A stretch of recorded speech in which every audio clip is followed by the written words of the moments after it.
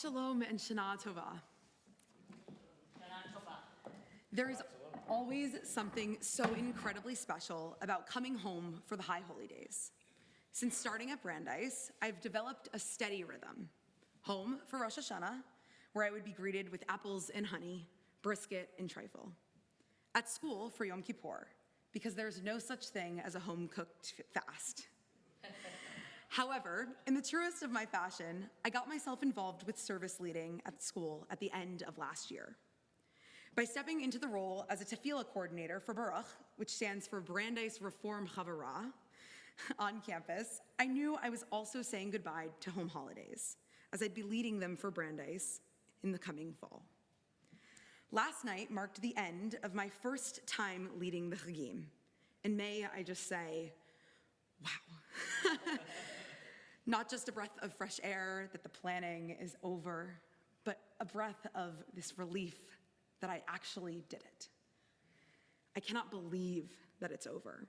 It still feels like tomorrow I'll be getting up at 6:30 to wait for a pianist to show up just a little bit too late for the things that we need to run through before services start. After spending the past 6 months in planning, rehearsals, run-throughs, and writing sessions, and even learning how to blow shofar a week before Rosh Hashanah, I am truly at a loss for how transformational this experience was for me. It's not about how successful the services were, or that I managed to make a sound come out of a ram's horn with no experience whatsoever. That's not what surprised me the most. It was that I didn't cry. Not once during Rosh Hashanah or Yom Kippur, not once during Shabbat Shuvah or in our tefillah team huddles as we put on our talitot for the last time. Not once as I watched my two co-leaders and close friends lead for the last time as seniors. I had expected the tears. I am famously sentimental for things like this. But as we dipped the Havdalah candle into the grape juice, I thought that I had somehow gotten away with no tears shed. I guessed a little bit too soon. As the final community member left for breakfast, the tears seemed to come as if on cue. It was some sort of beautiful release of all of the emotions, stress, pride, and anxiety. It was as if I had been holding the community so tightly that I didn't realize I hadn't actually given myself the chance to really feel. Looking at it now, it's almost ironic. During Rosh Hashanah morning services, I gave a devar on the power of asking for help, making room for vulnerability and authenticity, and sharing a message from a friend who was worried that because I held others so tightly that I had forgotten how to hold on to myself. I had spent the holidays holding others, but as the gates closed, it was as if I finally understood that I too was allowed to be held. We have made it to the year 5,786. I joined a long line of generations of prayer leaders who made it their mission to continue Jewish tradition through this celebration and reflection. But the story that got us to this day isn't quite that simple, because Jewish time doesn't move in isolation. The year turns, not just with our prayers and traditions, but also with the world around us. We arrive at the year 5,786, carrying with us the heartbreak of the past year, the grief and the fear that continues to ripple across the Jewish world.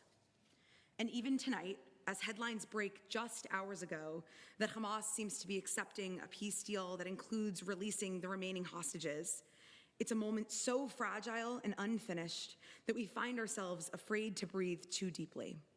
But we are reminded that our story is written not just in liturgy, but also in life. Just as leading services allowed me to hold my community in prayer, grief, and renewal, advocacy has allowed me to hold my community and myself in action. This is not a straightforward task, especially as I look into the world this new year will inherit. I wouldn't be here, though, without Rabbi Cantor Shira's guidance and support. She has been an incredible mentor, helping me find my voice and confidence as a leader every step of the way. In addition to helping me prep for the high holidays, we spoke about my recent advocacy, and it struck me deeply, and it still sits repeating in my head, the conversation we had about how tolling it can be to be in the business of combating anti-Semitism, and how hard it can be to keep showing up when it is so much easier to just step back.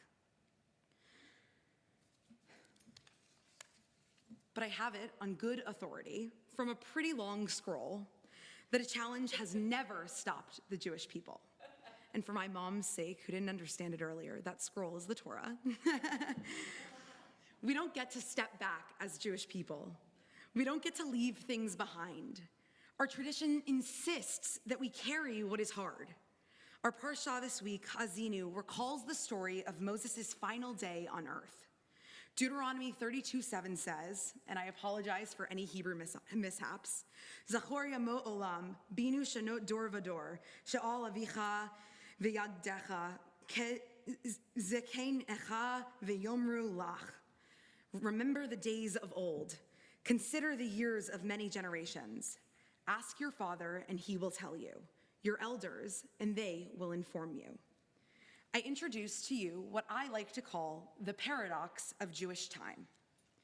We are always looking back to Egypt, to Sinai, to exile. And at the same time, those memories carry into our now. I can feel the passion of the generations that came before.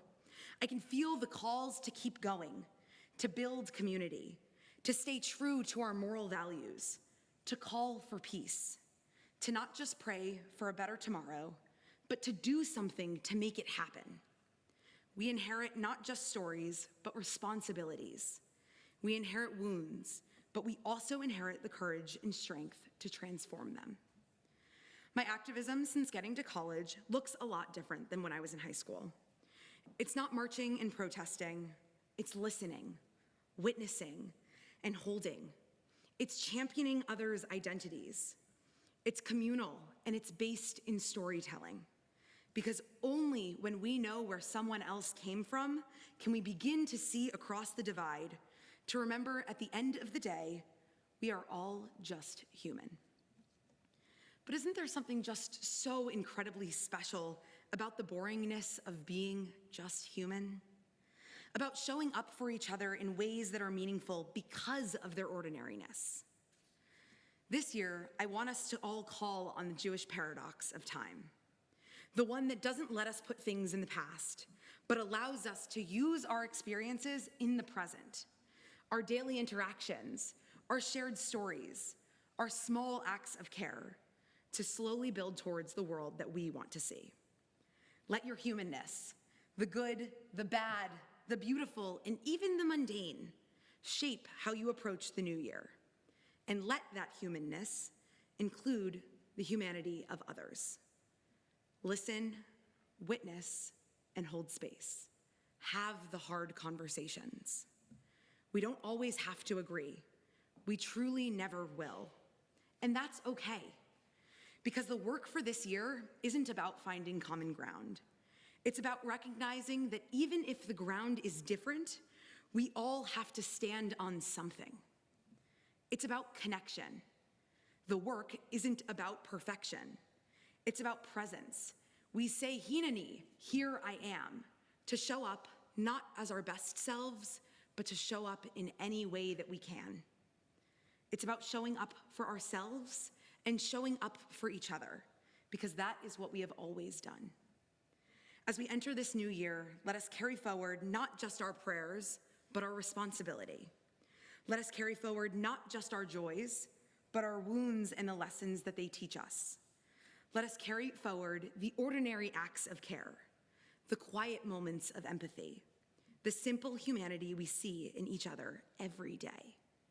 Let us carry this paradox of Jewish time with pride. This is our tradition. This is our inheritance. This is mine to do, but the work is ours.